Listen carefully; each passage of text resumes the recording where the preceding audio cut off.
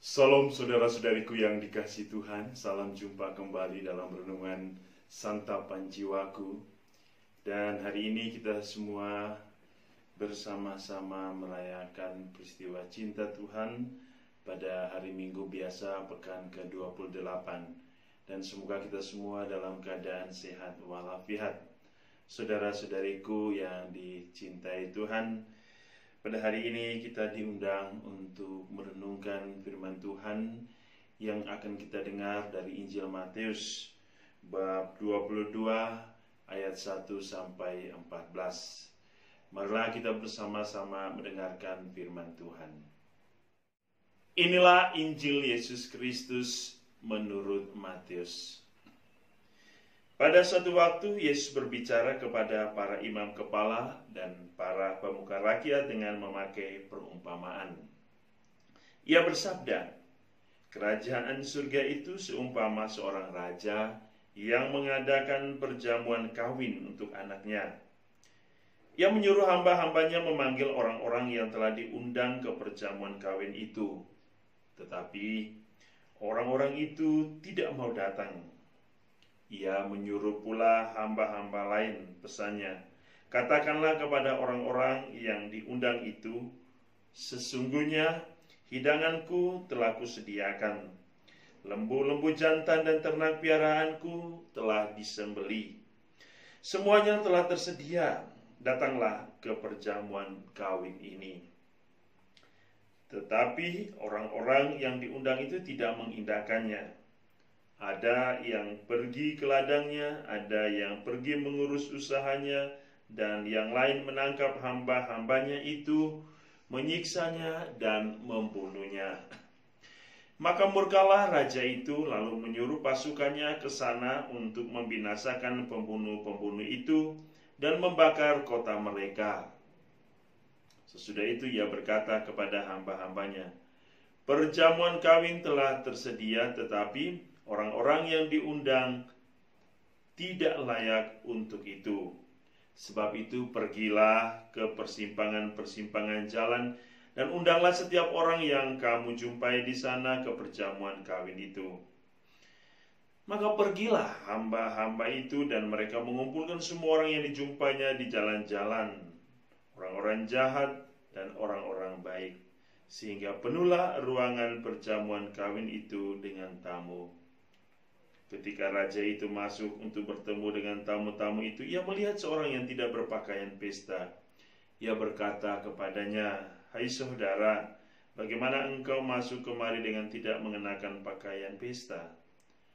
Tetapi orang itu diam saja. Lalu kata raja itu kepada hamba-hambanya, "Ikatlah kaki dan tangannya dan campakkanlah orang itu ke dalam kegelapan yang paling gelap. Di sanalah akan terdapat ratap dan kertak gigi. Sebab banyak yang dipanggil, tetapi sedikit yang dipilih." Demikianlah Injil Tuhan. Saudara-saudariku yang dikasihi Tuhan, kita mendengar hari ini kisah menarik dari Injil Matius tentang perumpamaan sang raja yang mengadakan perjamuan kawin anaknya. Saudara-saudari, apa yang kita bisa lihat hari ini? Bahwa ini adalah sukacita. Bahwa di mana ada perayaan, selalu ada sukacita. Kita pun di dalam kehidupan sehari-hari kita, dalam kehidupan bermasyarakat, kehidupan di dunia ini, kita sering merayakan perayaan pesta. Dan ketika kita merayakan perayaan pesta, tentu kita mengundang orang untuk datang.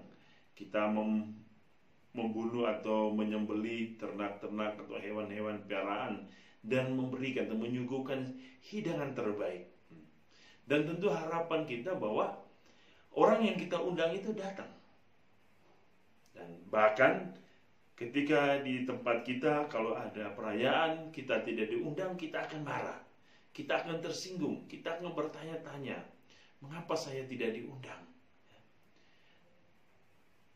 Yang kedua, ketika ada perayaan, perjamuan, pesta, tentu orang akan berlomba-lomba untuk mengenakan kostum yang terbaik, pakaian yang terbaik, yang terindah, bahkan yang harum mewangi, baju, pakaian, atau badan disiram dengan parfum supaya kelihatan lebih indah, lebih harum. Semuanya intinya kita melakukan yang terbaik. Tidak mungkin seorang ibu atau seorang perempuan pergi pesta pakai daster. Itu tidak mungkin. Tidak mungkin juga seorang laki-laki pergi pesta pakai celana pendek, pakai sandal jepit, pakai singlet. Tidak mungkin. Semua orang memberikan yang terbaik. Kisah hidup kita, itulah yang digambarkan oleh Yesus dalam perumpamaan seorang raja yang mengadakan perkawinan anaknya. Apa yang kita bisa petik dari bacaan hari ini? Yang pertama kita akan melihat dari bacaan pertama. Bacaan pertama dari kitab Yesaya mau memberikan kita satu gambaran bahwa pertama-tama kerajaan Allah adalah satu undangan. Allah mengundang setiap orang untuk menikmati. Allah mengundang setiap orang untuk merasakan perjamuan atau hidangan yang Tuhan berikan. Bahwa Allah akan selalu mengundang setiap orang untuk datang kepadanya, menikmati kebaikan dan cinta Allah. Pesta perkawinan dalam bacaan Injil hari ini merupakan gambaran bagaimana Bapa kita yang digambarkan sebagai raja mengambil inisiatif untuk mengundang setiap orang, mengundang siapa saja untuk datang. Tentu dalam Injil hari ini yang mengundang pertama-tama adalah bangsa pilihannya.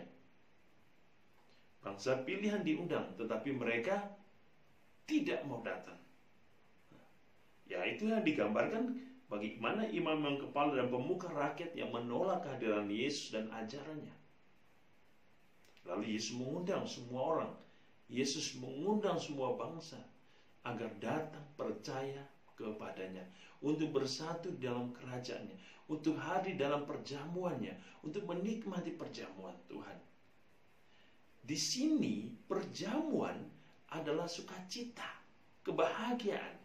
Disinilah Tuhan ingin mengundang kita agar kita menikmati sukacita.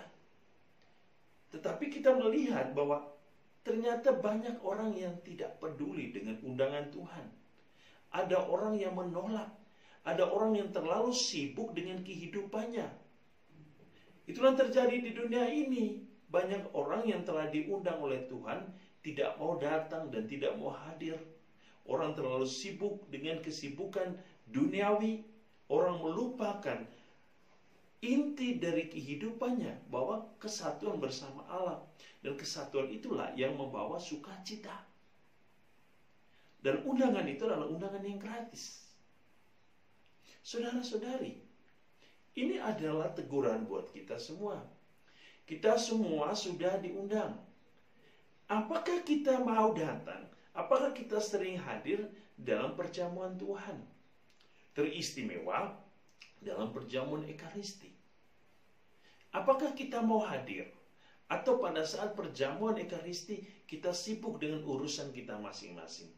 Kita pergi kemana yang kita membuang-buang waktu, kita berfoya-foya. Tetapi kadang perjamuan yang hanya 1 jam kita lupa. Perjamuan yang hanya mungkin waktunya tidak panjang, kadang-kadang kita sudah mengeluh. Seperti kita merasakan begitu lama.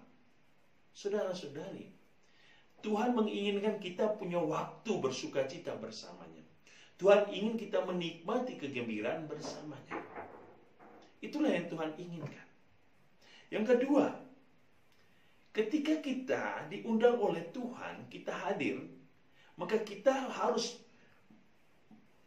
merasakan sesuatu yang baru di dalam Kristus. Bahwa kita bukan lagi orang lama. Setiap orang yang telah diundang masuk dalam perjamuan adalah orang-orang yang telah siap. Siap untuk merayakan perjamuan. Maka pakaian yang digunakan haruslah yang layak. Pribadi kita harus layak di hadapan Tuhan. Pakaian kita bukan lagi pakaian dunia, tetapi pakaian Kristus sendiri. Yaitu kekudusan. Pakaian yang layak bagi Allah. Pakaian yang senantiasa menyatukan pribadi kita dengan Allah. Yaitu pakaian Kristus. Pakaian yang digambarkan sebagai kekudusan, kesucian. Oleh karena itu apa yang harus kita lakukan, saudara-saudari? Santo Paulus dalam bacaan kedua mengingatkan kita bahwa kekuatan sejati, kebahagiaan sejati, kelimpahan rahmat itu hanya ada di dalam diri Kristus. Di dalam Kristus kita menerima kelimpahan rahmat-Nya. Bahkan Paulus mengatakan, segala perkara hidup kita akan menjadi mudah kalau kita senantiasa mengandalkan Allah sebagai kekuatan hidup kita. Dalam situasi apapun, Santo Paulus mengatakan, kita harus menempatkan Allah sebagai satu-satunya tujuan hidup kita, kekuatan hidup kita, kebahagiaan hidup kita. Pilihan hidup jelas bahwa kebahagiaan harus menjadi sukacita hidup kita. Seperti Yesus yang mengundang kita, kita harus menerima tawaran Allah. Kita harus menerima undangan Allah. Kita harus hadir dalam perjamuan Allah. Kita harus hadir dalam kehidupan Allah.